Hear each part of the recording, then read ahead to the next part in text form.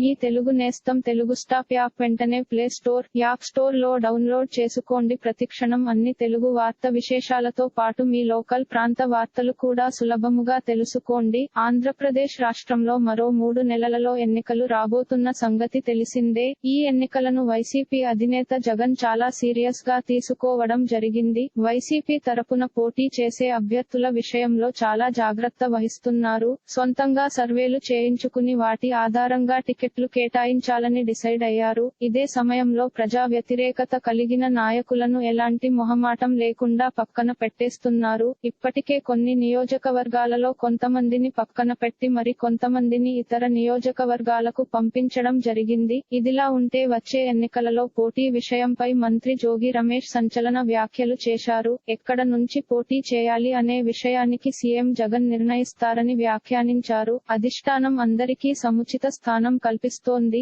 నా అనుచరులు పెడన నుంచి పోటీ చేయాలని కోరుతున్నారు. అధిష్టానం నిర్ణయానికి అందరూ కట్టుబడాల్సిందే. సీటు, పోటీ విషయంలో పార్టీ నిర్ణయమే శిరోధార్యం అని అన్నారు. ఇదే సమయంలో పార్టీలో తనకు ఎవరితోనూ శత్రుత్వం లేదని అందరూ మిత్రులే అని జోగి రమేష్ వ్యాఖ్యానించారు. ఇదిలా ఉంటే మరోపక్క వైసీపీ తరపున పోటీ చేసే అభ్యర్థుల లిస్ట్ విడుదల చేయటానికి పార్టీ పెద్దలు రెడీ అవుతున్నట్లు ప్రచారం జరుగుతుంది. ఇలాంటి మరిన్ని తెలుగు వార్త విశేషాలు కోసం ఛానల్ కి సబ్స్క్రైబ్ చేసి గంట నొక్కడం మర్చిపోకండి.